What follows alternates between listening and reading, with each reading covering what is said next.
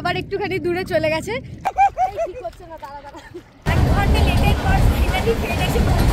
তো ধৌলিতে আমাদের খুবই খারাপ এক্সপিরিয়েন্স করতে পারিনি বিকজ সিচুয়েশন ভীষণ খারাপ ছিল।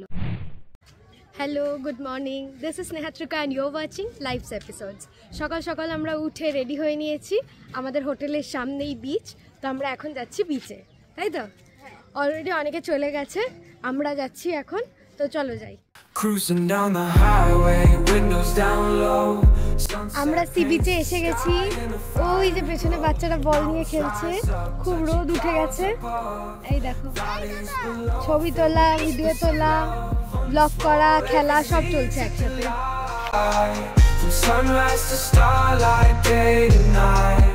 Nature's canvas unfolding so grand. In this journey we're living unplanned. City streets pulse with energy so bright. আমরা সকালে দেরি করে বেরিয়েছি বলে জল আবার একটুখানি দূরে চলে গেছে, তার জন্য আমরা এখন স্ট্রাগল করে করে জলের দিকে যাচ্ছি, ঢেউয়ের দিকে। তাই এখানে দেখো এরকম পায়ের পাতা ভেজানো জল আছে, কিন্তু ওই দূরে যদি দেখো মোটামুটি একটুখানি ঢেউ ছিল, তো আমরা বাড়ির লোকের থেকে পারমিশন নিয়ে ওই দিকে যাচ্ছিলাম। যাও যাও যাও।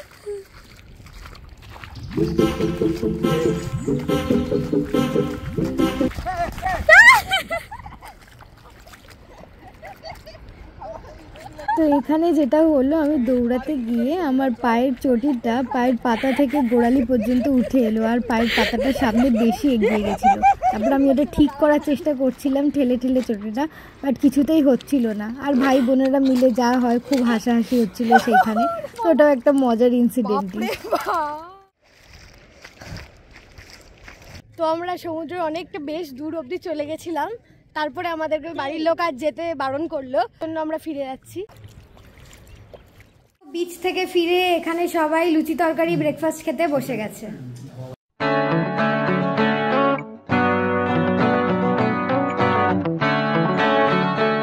তো ব্রেকফাস্ট করে নিয়ে আমরা ফ্রেশ হয়ে একদম রেডি হয়ে গেছি চেক আউটের জন্য।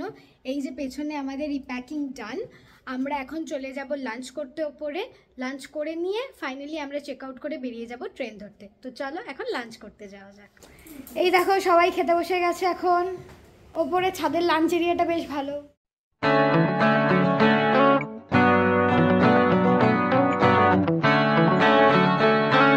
তো অলমোস্ট এন্ড অফ ট্রিপ, আমরা চেক আউট করে নিচে চলে এসেছি ব্যাগ ট্যাগ নিয়ে। এবার গাড়িতে উঠে চলে যাব স্টেশন, তাই তো? চলো, আমাদের 2:50 ট্রেন আছে, ধৌলাগিরি এক্সপ্রেস। তো যাওয়া যাক।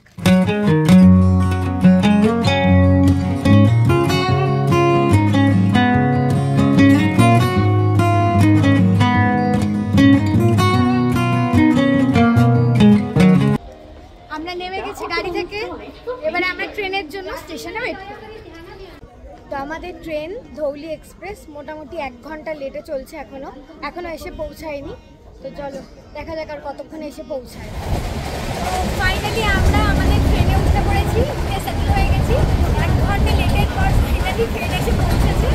উঠেই সেটেল হয়ে আমরা 1 কাপ করে চা খেয়ে নিয়েছি।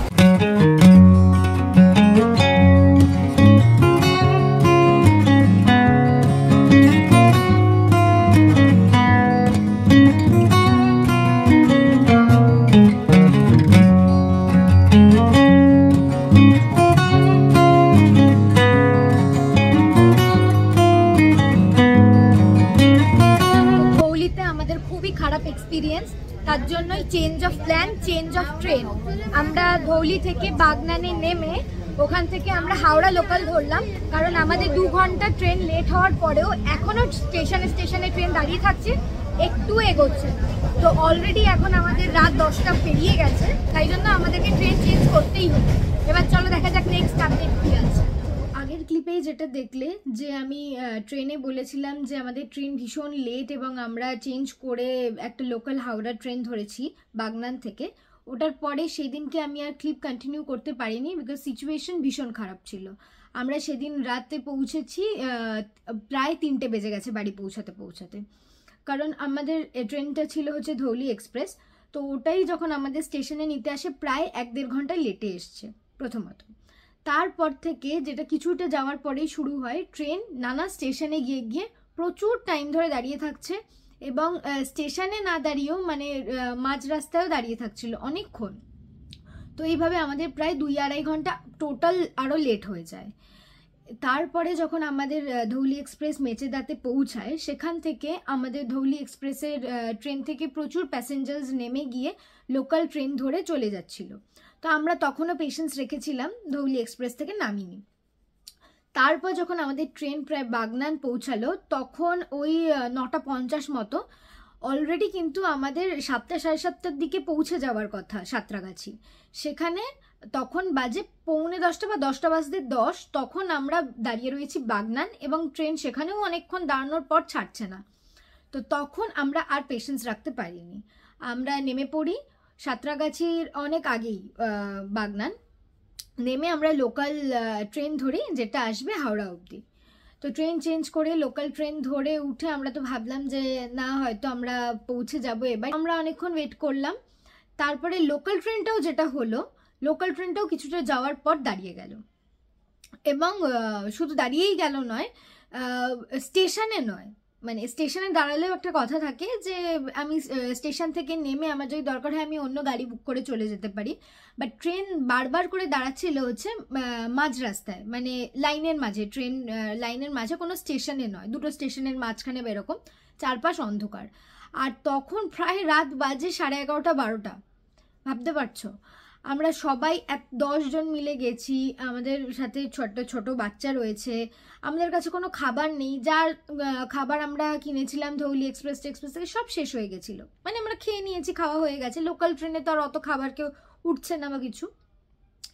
আমাদের কাছে জল শেষ হয়ে গেছে, আর তাও আমরা বড়রা সেটা মানিয়ে নিতে পারি, কিন্তু সাথে তো আমাদের একটা ছোট্ট বাচ্চা ছিল না, তো ওরও খুব কষ্ট হচ্ছিল। তারপরে প্রায় তখন রাত 12টা 12:30 বাজে, তখনও আমরা জাস্ট হাওড়ার আগে, মানে হাওড়াতে সিগন্যাল পাচ্ছে না যে প্ল্যাটফর্মে ঢুকবে, আগে আমরা প্রায় 3-3.5 কিলোমিটার আগে দাঁড়িয়ে রয়েছে ট্রেন। তো এইভাবে অনেকটা টাইম দাঁড়িয়ে থাকার পর আমরা স্টেশনে গিয়ে পৌঁছালাম প্রায় 2:55। তো 2:55 গিয়ে আমরা পৌঁছালাম হাওড়া। তারপরে আমরা উবের বুক করি। উবের বুক করতে গাড়ি পেতে আমাদের খুব একটা অসুবিধা হয়নি, বুক করার সাথে সাথেই গাড়ি চলে এসেছিল। একটা গাড়ি যদিও ক্যান্সেল করে দিয়েছিল, নেক্সট গাড়ি চলে এসেছিল, ওখানে থেকে আমাদের স্মুথ হয়েছে। But Dhauli Express, I would highly recommend, please Dhauli এক্সপ্রেসে যেও না। যদি ধৌলি এক্সপ্রেসে এরকম তোমার সার্ভিস হয়, ইটস বেটার টু অ্যাভয়েড ইট। মানে যেই ট্রেনটার একটা স্টেশনে ঢোকানোর কথা 7টা 7:30, মানে ধরো 7টা 7:30 7:45 ধরো, সেটাতে তো আমরা পৌঁছাতে পারলামই না। আমরা যাতে আমাদের কষ্টটা কম হয় তার জন্য আমরা ওখান থেকে লোকাল ধরলাম, বাট সেদিন আমাদের যেটা ভাগ্যে ছিল সেটাই হলো।